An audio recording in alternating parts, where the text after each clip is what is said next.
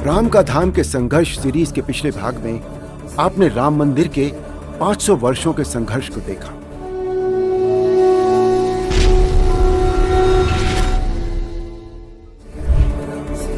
आज हम प्रभु श्री राम के मंदिर के लिए स्वतंत्र भारत में लड़ी गई संघर्ष की सबसे बड़ी कहानी देखेंगे।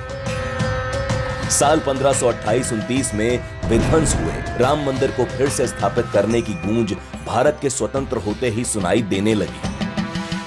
23 दिसंबर 1949 का वो दिन जब विवादित ढांचे में आधी रात को रामलला की मूर्तियां प्रकट हुईं। प्रशासन इससे पहले कुछ समझ पाता सैकड़ों लोगों की भीड़ रामलला के दर्शन करने के लिए उमड़ पड़ी।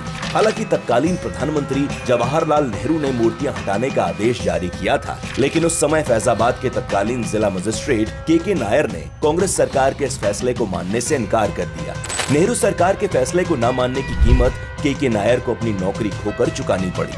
जहां एक तरफ राम भक्त नागरिक आंदोलन और भक्ति के सहारे राम मंदिर के लिए संघर्ष कर रहे थे, तो वहीं अब यह मामला कोर्ट की चौखट तक भी पहुंच चुका था। इसके बाद 1986 में फैजाबाद कोर्ट ने हिंदुओं को पूजा की इजाजत देते हुए ढांचे से ताला हटाने का आदेश जारी कर दिया।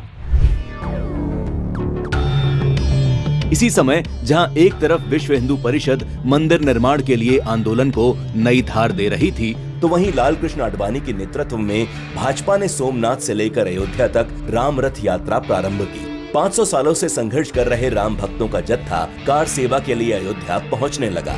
इसी दौरान राम का धाम बनाने को आतुर राम भक्तों पर साल 1990 में उत्तर प्रदेश की मुलायम सरकार ने गोली चलाने के आदेश दिए, जिसके बाद सरयू का पानी राम भक्तों के खून से लाल कर दिया गया। इसी पुलिसिया गोलीबारी में कोठारी बंधुओं सहित कई कार सेवकों की निर्मम हत्या कर दी गई। इसके बाद 6 दिसंबर 1992 को एक बार फिर कार सेवकों ने अयोध्या में कार सेवा की, जिसके बाद विवादित ढांचे को गिरा दिया गया। अगले करीब 30 साल तक ये मामला कोर्ट में चलता रहा और इस दौरान अयोध्या पर कभी आतंकी हमला हुआ तो कभी कांग्रेस ने राम सेतु मामले में राम के अस्तित्व को ही मानने से इनकार कर दिया। और आई फिर 30 सितंबर 2010 की तारीख, जब इलाहाबाद हाई कोर्ट की लखनऊ पीठ ने ऐतिहासिक फैसला सुनाया। इस स्थल को श्री रामलला विराजमान निर्मोही अखाड़ा और सुन्नी सेंट्रल वक्फ बोर्ड में बराबर बराबर बांटने का आदेश दिया। हालांकि मुख्य गुम्बद के नीचे जहां मूर्तियां थीं, उसे जन्म स्थान माना गया, वो रामलला विराजमान को ही सौंपी गई।